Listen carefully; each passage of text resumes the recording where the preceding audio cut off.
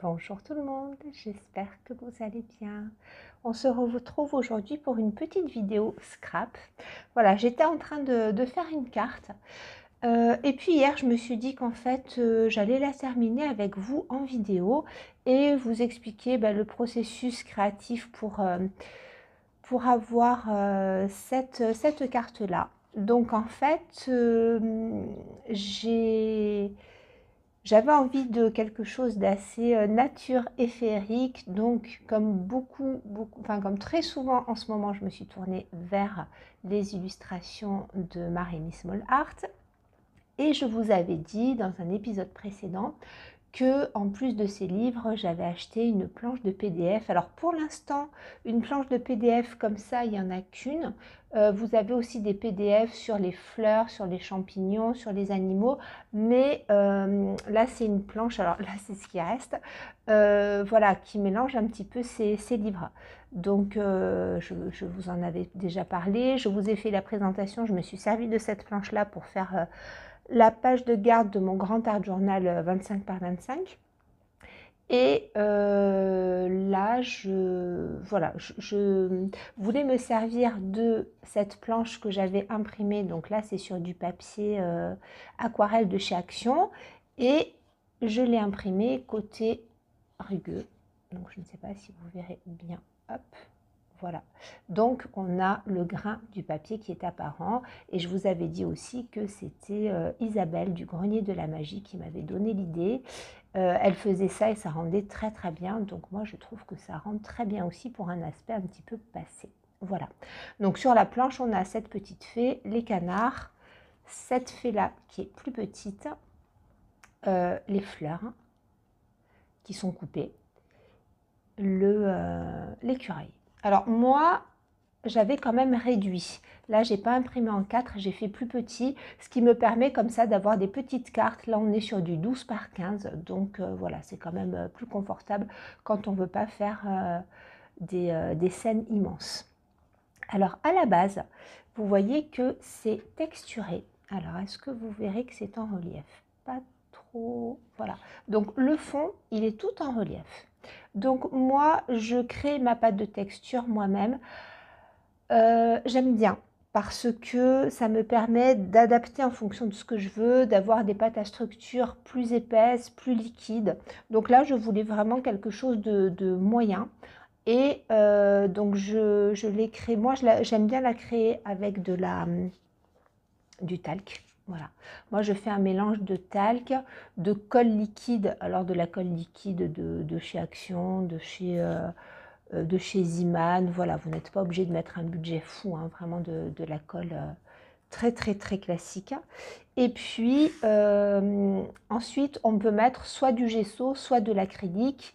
Moi, j'aime bien mettre de l'acrylique blanche. Alors, où est-ce qu'elle est? Hop, voilà. Donc moi, j'ai plusieurs pots comme ça d'acrylique de chez Action. Donc lui, vous voyez, il a bien vieilli et ça va très bien. Donc je fais un mélange. Je mets à peu près 2 doses de talc, une dose de colle et une dose et demie d'acrylique à peu près. Voilà. Donc soit vous pesez sur la balance, soit vous prenez un petit récipient. Et ça, moi, c'est ce que j'aime bien faire pour avoir une structure moyenne.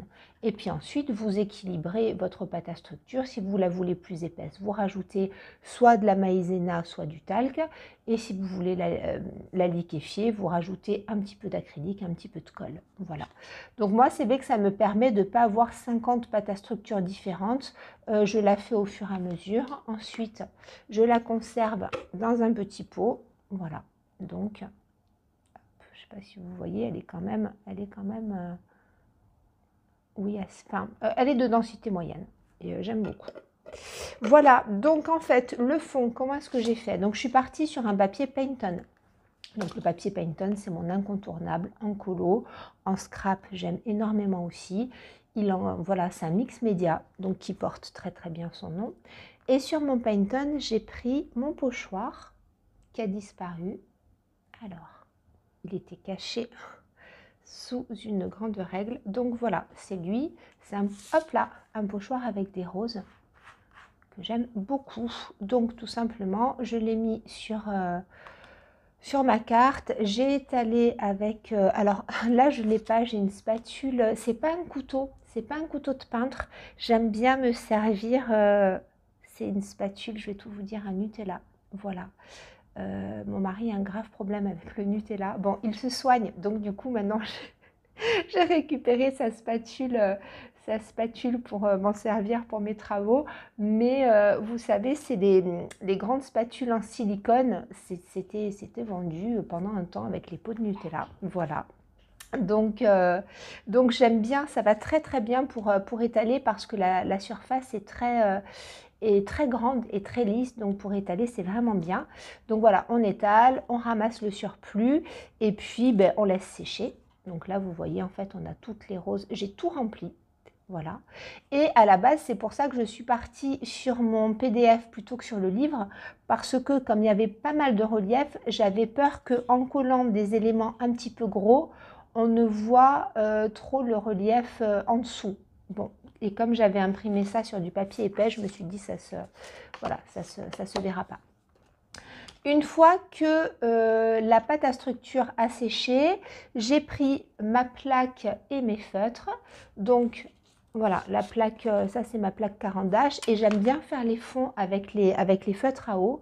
Donc ce que je fais, c'est que ben, je badigeonne. Là par exemple, j'ai du marron. Je badigeonne comme ça. Je viens ramasser ça avec mon pinceau à réservoir d'eau. Voilà, là on voit qu'il a travaillé hier parce que il a pris de l'eau un petit peu marronnée. Je viens récupérer et puis donc je viens tapoter et puis faire des endroits un petit peu plus clairs, un petit peu plus foncés. Je joue avec les doses d'eau. Donc là, j'ai fait un fond dans les tons de rose que j'ai cassé avec un petit peu de brun et à certains endroits, j'ai mis un petit peu de kaki. Voilà.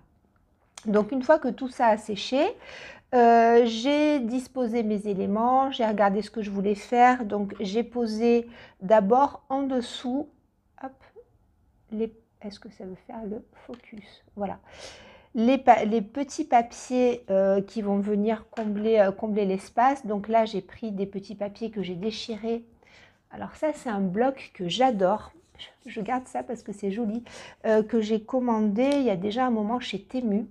Et alors, je ne vous mettrai pas le lien parce que Temu, c'est comme AliExpress, hein, les choses vont et viennent. Et en fait, c'est très très beau. C'est un bloc qui est vraiment, vraiment épais. Et à l'intérieur, vous avez plein de pages et de compositions comme ça sur le thème du jardin et de la botanique. Et on est sur un papier qui fait un petit peu papier de riz. Et j'adore. Donc ça se travaille très bien. Donc j'en ai déchiré à la main et je suis venue poser ça en fait pour faire mes transitions entre les éléments. Donc ici et ici. Voilà.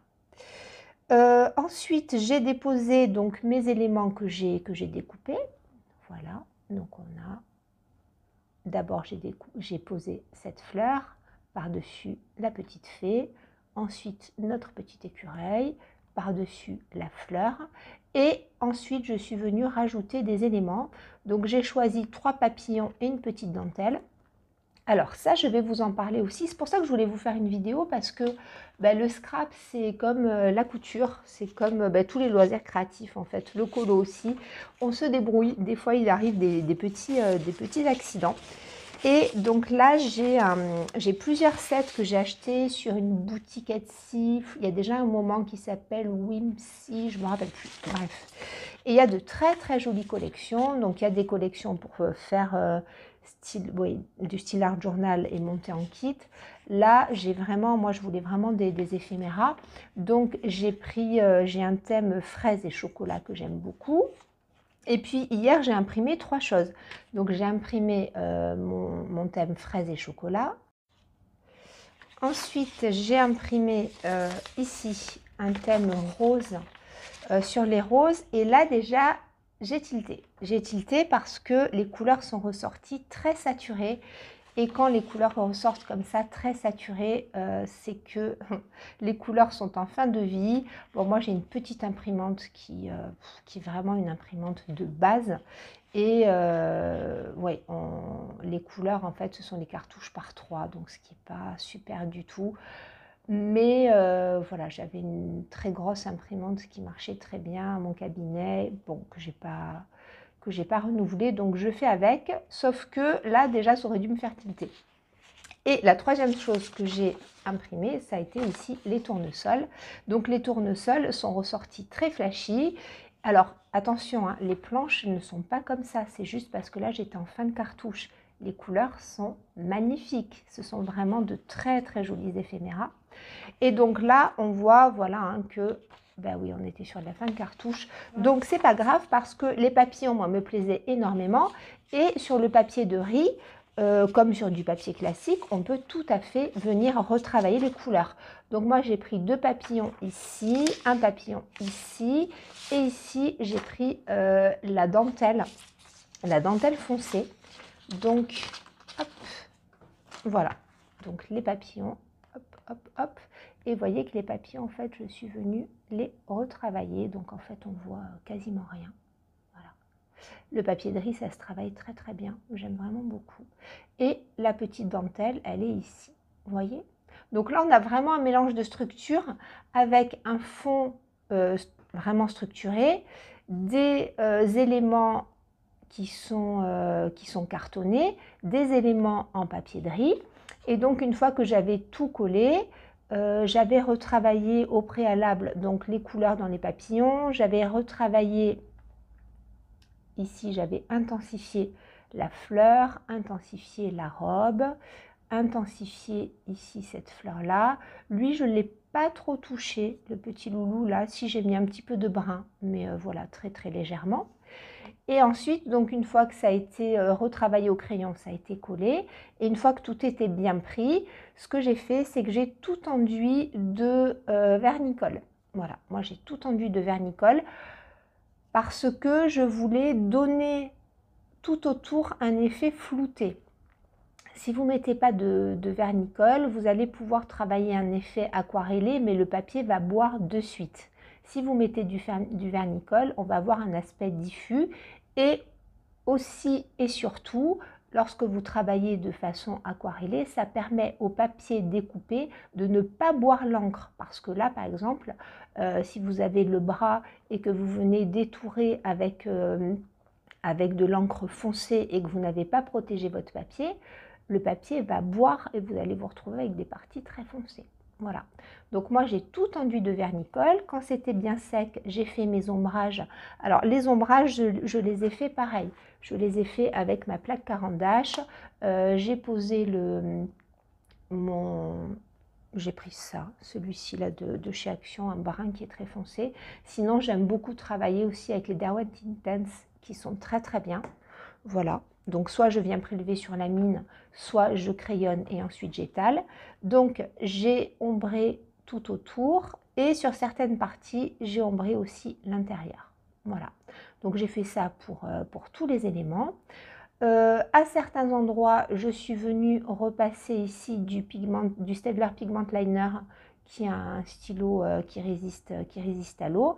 Et puis, bien entendu, j'ai fait partout des points de stylo gel blanc et doré.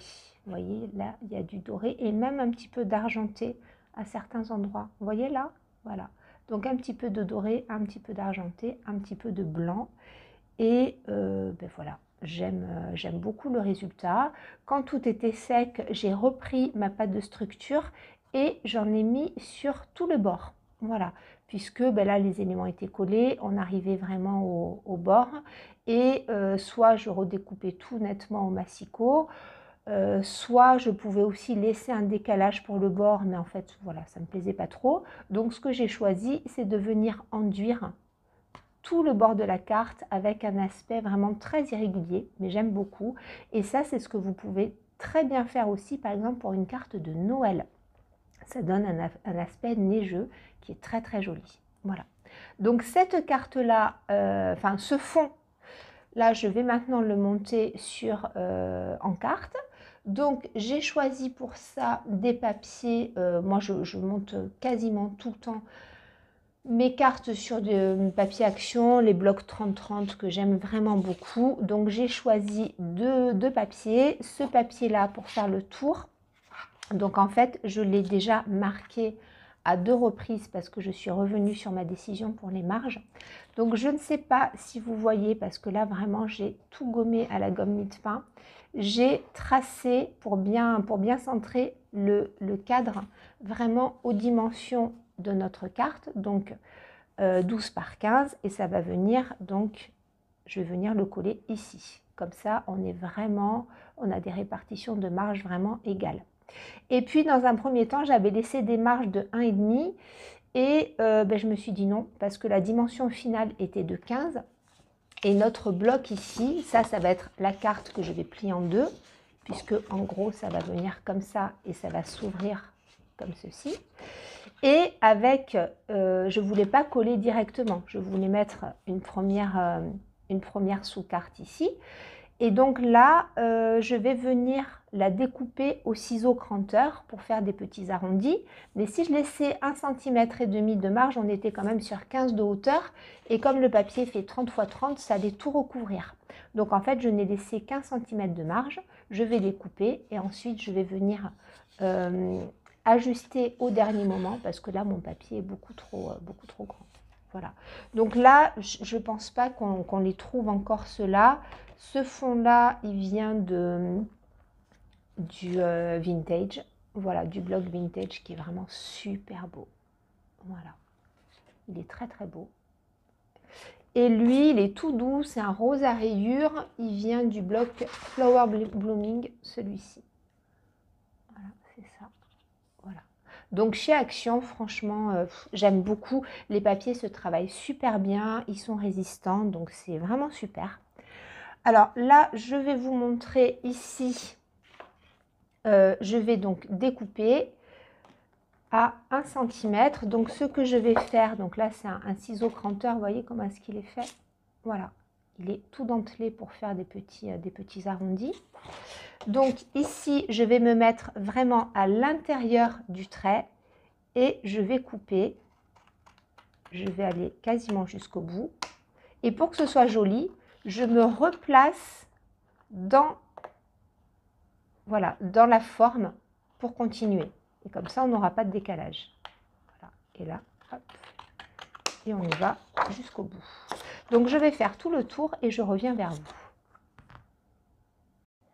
Alors, après une petite avancée de mon côté, je reviens avec de la super patouille que je vais terminer avec vous. Donc, j'ai tout coupé, comme je vous l'ai expliqué avec le ciseau cranteur. Je suis venue ancrer à la Distress Vintage Photo, partout, sur tous les festons, certains endroits plus marqués que d'autres. Et ensuite, pour donner encore un petit peu de relief, là, ce que je suis en train de faire, c'est qu'avec mes doigts, je suis en train de passer un petit peu d'acrylique blanche à certains endroits. Donc, je vais vous montrer, hop, je prends tout simplement avec mon doigt. Et puis, à certains endroits, je vais marquer mes festons. Alors ça, c'est des petits papiers que je garde de temps en temps, voilà, pour faire ce genre de choses. Parce que l'acrylique, c'est un peu compliqué à nettoyer. Et sur les plaques de verre, des fois, il faut frotter et ça les abîme un petit peu. Donc, j'aime pas trop. Voilà, je vais vous montrer. On va agrandir. Par exemple, ici, je vais repasser. Donc, je passe avec mon doigt. Je tapote. Alors là, l'acrylique commence à sécher. Voilà, et je viens étaler tout simplement à certains endroits. Comme ça, ça me fait, vous voyez, des côtés. Alors, on passe sur la Vintage Photo, hein, c'est pas grave. Et justement, donc ça fait, je vais salir tout mon téléphone. Du coup, il y aura des endroits très marqués en brun, des petits morceaux d'acrylique que je laisse dépasser, c'est pas grave. Voilà, et ça apporte un petit dégradé. Ici, ça mériterait peut-être d'être un petit peu retravaillé. Donc, je prends... Alors, moi, j'aime beaucoup travailler au doigt. C'est vrai que je ne suis pas très éponge. Je fais tout au doigt. Je trouve que... Enfin, déjà, je trouve ça beaucoup plus agréable. Et je préfère le rendu. Voilà, et là, j'ai laissé, hop, des petits festons qui sont un petit peu plus marqués avec des transitions. Voilà. Donc, ce que je vais faire maintenant... Ah oui, donc j'ai oublié de vous dire, une fois que j'avais coupé que j'avais ancré. J'ai collé en centrant bien mon illustration par rapport aux repères que j'avais marqués et j'ai tout mis sous presse, c'est-à-dire que j'ai recouvert et j'ai mis des choses lourdes dessus parce que là on a quand même beaucoup de structure et beaucoup d'épaisseur, donc je voulais que la carte prenne bien. Voilà. Ce que je vais faire maintenant, c'est que je vais marquer mes petits festons au stylo gel.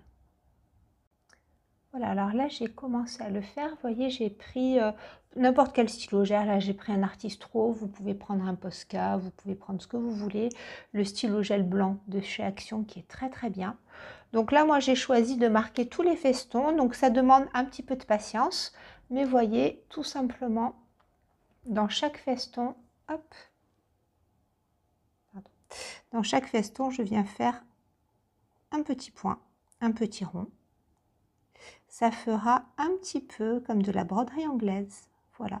Très souvent, je mets du tissu sur mes créations. Là, d'ailleurs, ce que je ferai, c'est que je vais certainement mettre un nœud ou une petite fleur en tissu à la fin de la création. Et voilà, mais ça m'arrive assez souvent de mettre directement de la broderie anglaise. Voilà. Donc là, je vais continuer bien sûr hors champ, mais voyez, enfin après il faut aimer, hein, mais moi j'aime bien. Voilà, ça donne une petite touche de lumière. Je trouve que c'est joli et que ça marque bien l'ensemble. Voilà. Qu'est-ce que j'allais dire? Oui, ce que je vais faire après, je vous l'explique maintenant, comme ça je le ferai hors caméra. Quand j'aurai terminé de marquer mes festons, ce que je vais faire, c'est que je vais regarder comment est-ce que ça tombe sur mon fond de carte. Voilà. Donc en fait, le support de carte ici. Alors pour les passionnés et très assidus de scrap, veuillez m'excuser si jamais vous regardez la vidéo. Je n'ai pas un vocabulaire adapté du tout. Voilà. J'apprends par moi-même et j'ai toujours fait de la patouille depuis... là, ça fait très très longtemps. Le scrap, ça fait ouais, plus de 15 ans. Et voilà, donc je sais que j'ai un vocabulaire qui n'est pas approprié. Quoi qu'il en soit, je vais monter maintenant tout ça en carte. Mon support de carte, ça va être celui-ci que je vais ouvrir comme ça. Et donc, en fait, ce qu'il faut, c'est autour laisser des marges, mais pas trop. Vous voyez, par exemple, si je me place comme ça, je vais réduire. Voilà, si je vais enlever aussi cette plaque acrylique. Voilà. Si je me place comme ça, ben c'est pas joli, il y a trop de marge. Donc je vais essayer d'ajuster ma marge pour que, voilà, comme ça je trouve que c'est pas mal. En haut et en bas, on est pas mal. Et sur les côtés, je vais mesurer ici, je vais tracer la même distance ici, et puis je vais venir couper au massicot. Voilà. Et ensuite, je vais ancrer un petit peu mes bords. Je vais essayer d'y aller pas trop fort. Moi, j'aime bien tout ancrer, donc tout le tour, le devant, le dos, et parfois, je fais l'intérieur aussi. Alors, avant de monter la carte sur le support, je vais vous montrer quelque chose qui m'a quand même un petit peu accroché l'œil. C'est vrai que d'habitude, je détourne absolument tout. Et là, en fait, j'avais donc terminé mes petits points et puis il me manquait quelque chose. En effet, je n'ai pas ancré autour, mais ma partie rose ici festonnée n'a pas été enduite ni de gesso ni de vernicole. Donc, on est sur du papier, je dirais, à l'état brut. Et j'avais peur qu'en mettant soit un crayon Derwent Intense, soit en venant aquareller avec un feutre aquarellable, les transitions ne soient pas jolies. Donc j'ai pris le parti de venir marquer les contours avec les pastels à l'huile. Donc ceci dit, si vous n'avez pas de pastel à l'huile, vous pouvez marquer avec de l'encre, vous pouvez tout doucement venir crayonner avec un crayon et venir estomper avec une estompe. Alors les pastels à l'huile, moi j'aime bien travailler ça au doigt, sauf que si on met du pastel à l'huile sur la tranche ici et qu'on vient étaler avec le doigt, on en met partout. Donc moi j'ai des toutes petites estompes de mousse comme ça, qui sont vraiment minuscules. Alors, le bémol, c'est que ce n'est pas écologique parce que c'est en plastique et que j'ai vraiment horreur de ça. Maintenant, Ça, je les garde et je monte des petites décos pour Noël ou pour Pâques. Voilà, je me sers de ces bâtonnets. Voilà. Bon, mais c'est vrai que j'aime pas trop ça. Un coton-tige classique, donc moi les cotons-tiges, je les ai ou en silicone ou alors avec le support bambou, mais c'est trop gros. Donc là, vous voyez, alors je ne sais pas si ça voudra hop, faire le focus. La pointe, non, c'est un motif derrière. La pointe, elle est vraiment minuscule. Voilà. Et ça permet vraiment de travailler très, très, très en finesse. Alors, comment est-ce que j'applique? Donc là, j'ai pris les pastels iridescentes. J'avais envie de quelque chose d'un petit peu cuivré. Donc, c'est le 115. Je viens prélever directement, je sors même pas mon bâtonnet. Je frotte ma petite mousse et ce que je fais, c'est que dans un premier temps, je vais vous agrandir, tout simplement, je viens suivre la ligne. Alors là, je ne suis pas dans le bon sens, il faut quand même que je sois à l'aise. Voilà, je viens suivre la ligne comme ça, je frotte, vous voyez, je fais ça sur toute la longueur et à certains endroits, je vais venir. Là, vous voyez, ça fait un petit trait qui est parti, mais tant mieux. Donc, ce que je fais, c'est que je viens après étaler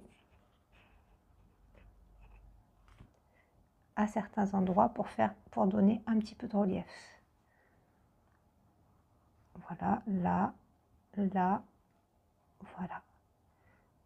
Donc, si je fais ça au doigt, comme je vous l'ai dit, franchement, on est sur même pas 1 centimètre ici, ce sera pas joli et ça va perdre de sa finesse. Donc, voilà.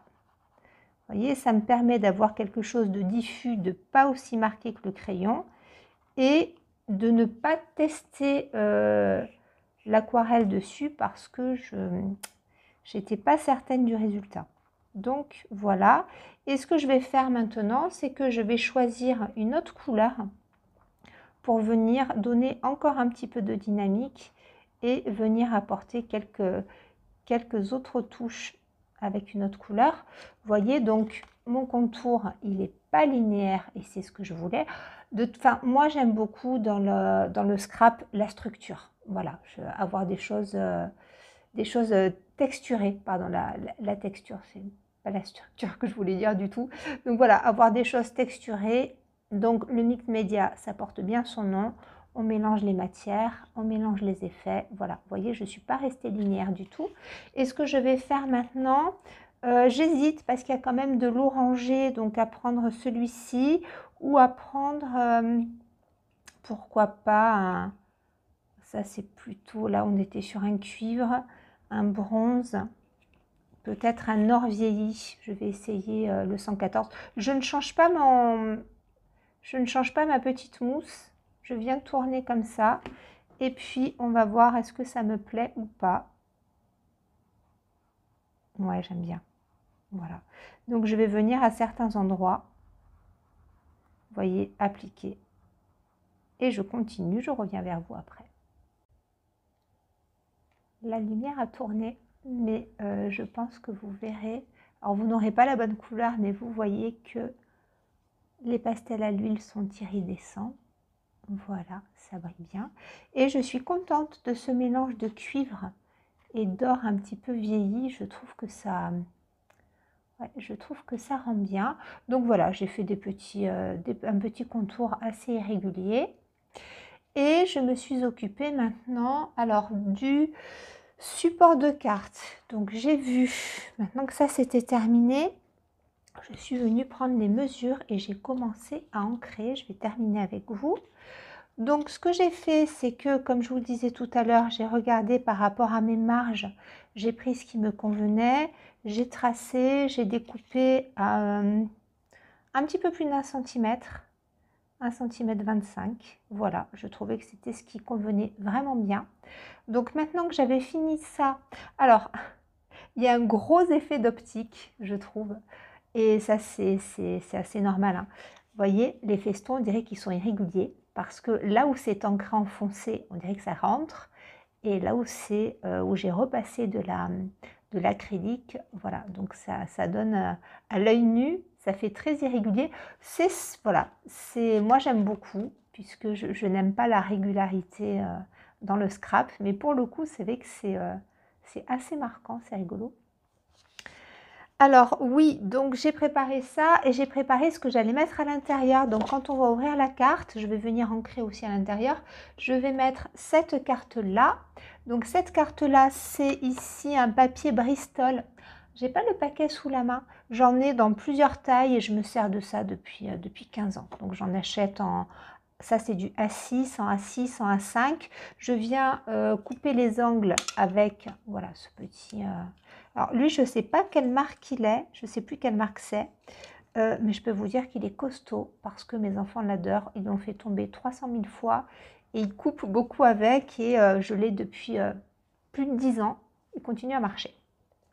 Donc je suis venue arrondir les angles, j'ai tamponné avec ma Versafine Vintage Sepia, je ne voulais pas faire un tamponnage noir.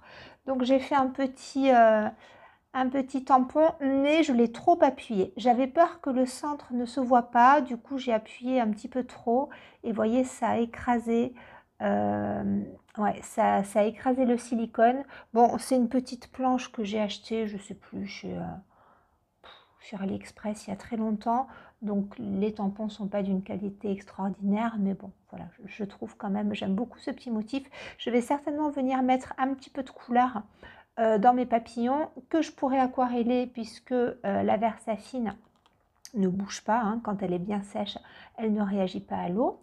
Et ici, donc j'ai ancré, alors je voulais pas du rose rose, j'ai fait un petit mélange de, où est-ce que c'est? Voilà.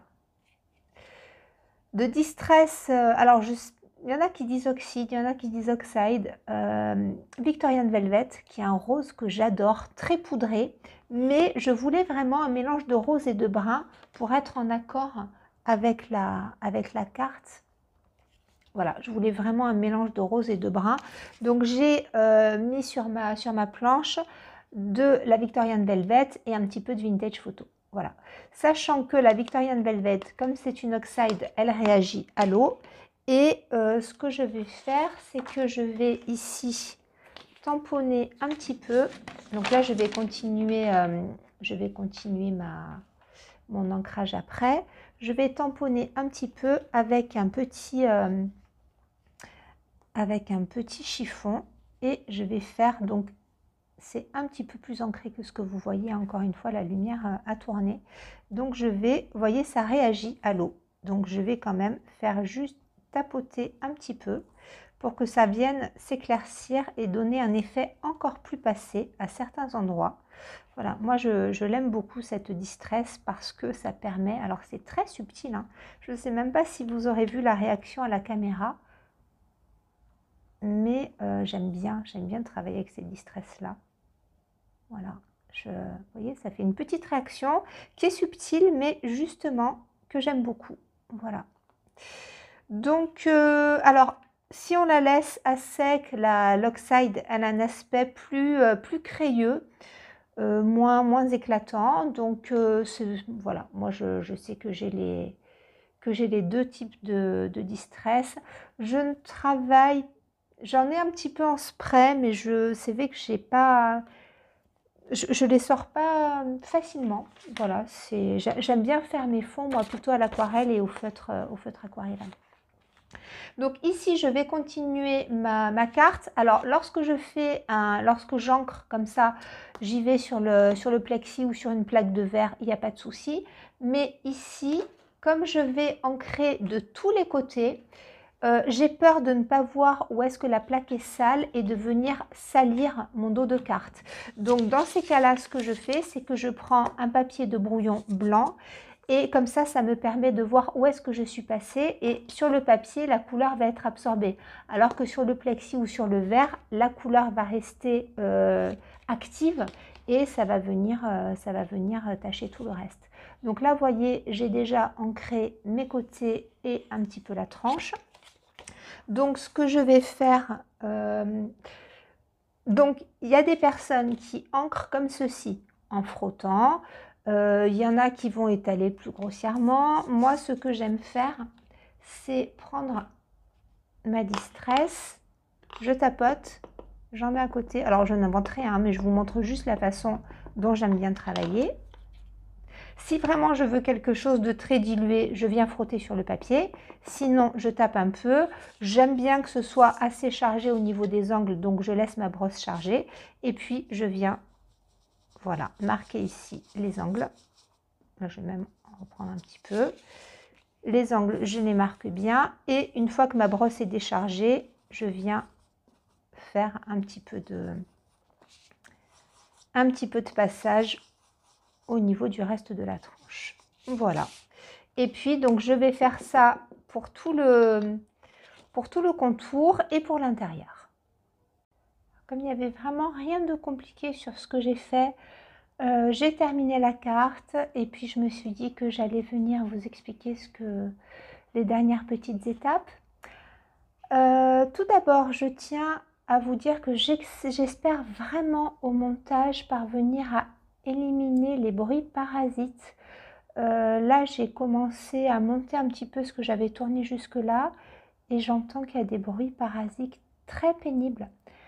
Alors, mon téléphone est très vieux, il a 5 ans, et que ce soit au niveau de l'image ou du son, je pense que voilà, son grand âge fait que le rendu n'est vraiment plus optimal. Donc si je n'arrive pas à éliminer les bruits parasites, je vous prie de bien vouloir m'excuser parce que je sais que c'est pas agréable. Sinon, voilà la carte terminée. Alors, qu'est-ce que j'ai fait? Je vais vous expliquer ce que j'ai fait. On va commencer par l'intérieur. Donc, à l'intérieur, j'ai collé, j'ai un petit peu mis en couleur et les couleurs ressortent assez fades. Mais j'ai voulu rappeler un petit peu les couleurs du devant avec du rose, du brun, du verdâtre, un petit peu d'orangé aussi. Voilà, vous voyez, je trouve qu'on est bien dans les tons. J'ai fait des petits points dorés. Alors doré vieilli et doré un peu plus vif. Voilà. Et ces petits points, je les ai aussi un petit peu retravaillés avec du blanc pour donner de la lumière. Et voyez que sur tout le pourtour, j'ai choisi de faire un aspect tout passé. Alors tout simplement, j'ai mis comme tout à l'heure, de l'acrylique sur mes doigts. J'ai fait quelques petites taches par-ci par-là et ensuite je suis venue badigeonner tout le pourtour. On aime ou on n'aime pas, moi j'aime vraiment bien puisque le fond est dans les tons grège et j'aime bien cet aspect très patiné avec le blanc. Donc moi je suis plutôt contente. Normalement je fais aussi quelque chose ici, je mets toujours quelque chose au-dessus ou en face. Et là je tiens quand même à ce que ce soit pas trop surchargé parce qu'il faut aussi s'adapter aux personnes à qui on offre les cartes. Donc voilà, là je me dis que ça suffit. Donc je suis venue coller le tout donc sur ma carte, j'ai tout mis sous presse, donc j'ai bien laissé sécher la colle avec un poids dessus. Et puis j'ai décidé, comme très souvent, de rajouter un nœud. Alors très souvent je fais des petits nœuds en cordelette comme ça, j'aime beaucoup, que je prépare à l'avance. Ça aurait pu très bien ressortir aussi. Ça passe avec tout, hein. Voilà.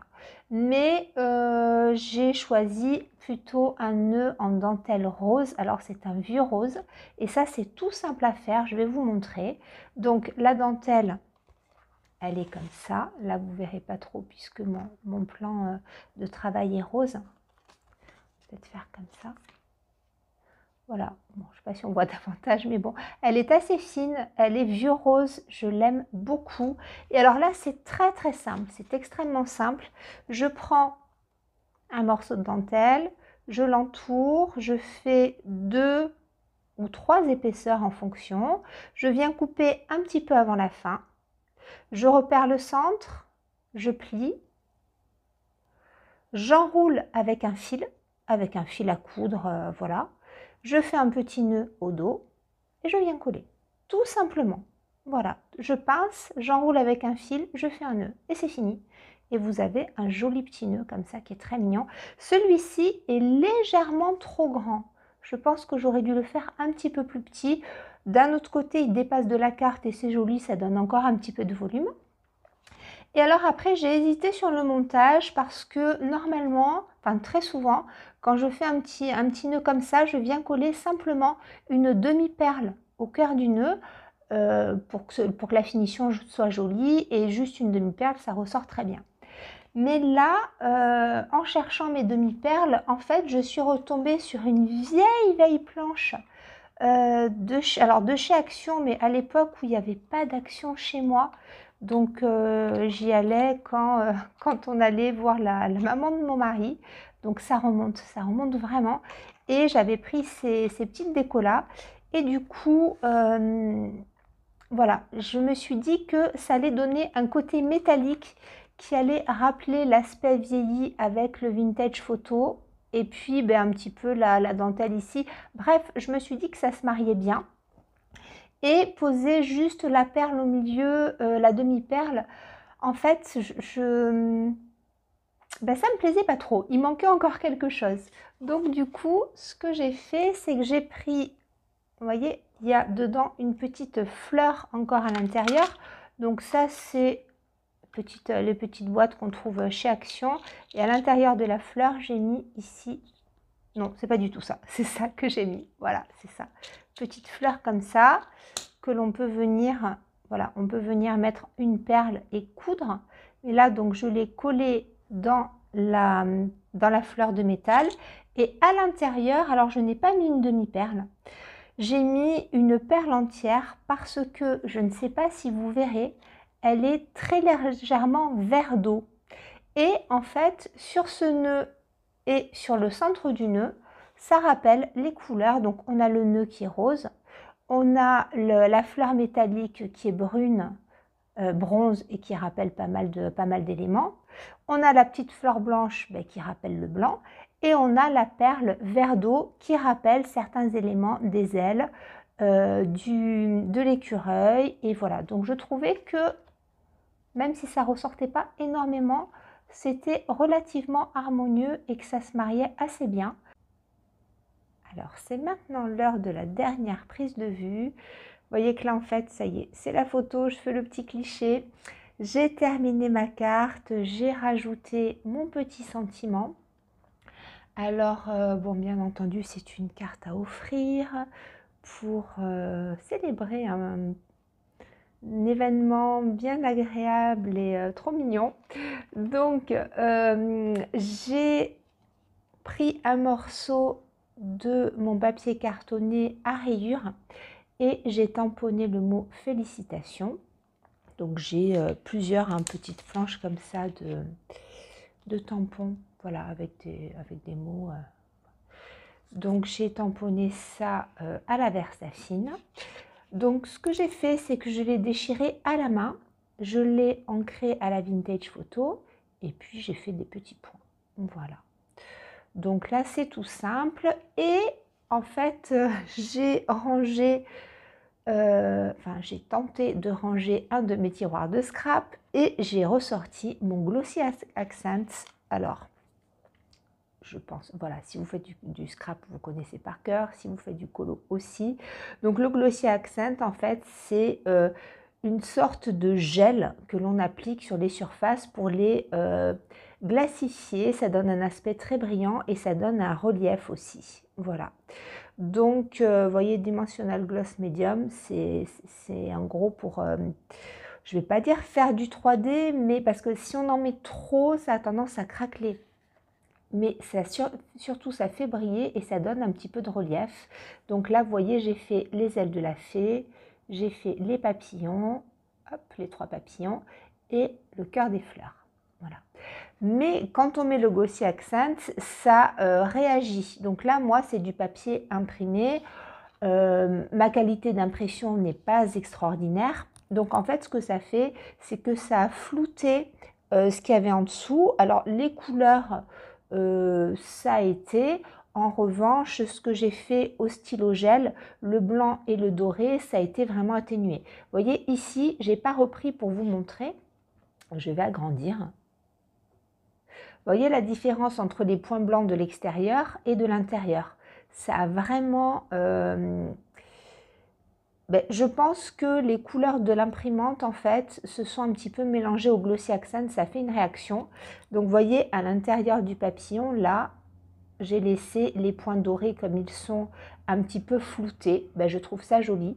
En revanche, sur le Glossy Accent, je suis venue retravailler mes points blancs parce que ben, tout cela avait quasiment disparu. Voilà. Donc, alors, on peut le travailler en plusieurs fois, mettre plusieurs couches, mais moi j'ai choisi de ne pas trop en mettre parce que ça m'est arrivé d'avoir, quand je voulais faire trop de 3D et d'effets un petit peu bulles, ça m'est arrivé parfois d'avoir de mauvaises surprises sur les colos. Donc là j'ai laissé. Celui-ci, je vais peut-être laisser le... Est-ce que ça va bien faire le focus? Voilà. Je vais peut-être laisser le cœur comme ça. Un petit peu désaturé, je trouve ça joli. Et puis, partout ailleurs, je suis venue rajouter du blanc parce que, par contre, ça manquait de lumière hein, sans tout ce blanc. Voilà, donc écoutez, il va me rester uniquement à venir écrire un petit mot et puis à envoyer cette carte que j'ai vraiment beaucoup aimé réaliser. Alors, je ne sais pas si ce format vous plaît, à savoir que je vous détaille beaucoup ce que je fais, mais je ne fais pas tout avec vous en vidéo. J'ai choisi de tester ce format-là parce que moi, je suis très lente. Et puis, voilà, en fait, ça m'est beaucoup arrivé en couture lorsque je fais des tutos. J'annonce des choses et en fait, au cours du processus, je change complètement d'avis et je ne peux pas faire quelque chose qui ne me plaît pas à 100%. Donc, je trouve que ça, c'est assez déstabilisant pour les personnes qui regardent les vidéos. Donc, j'ai choisi de vous détailler ce que j'ai fait au début et puis ensuite, on a fait la fin du montage ensemble. Je ne sais pas si ça vous convient, si ça peut vous apporter quelque chose. Voilà, si vous voulez bien me le dire en commentaire, je recevrai l'information volontiers.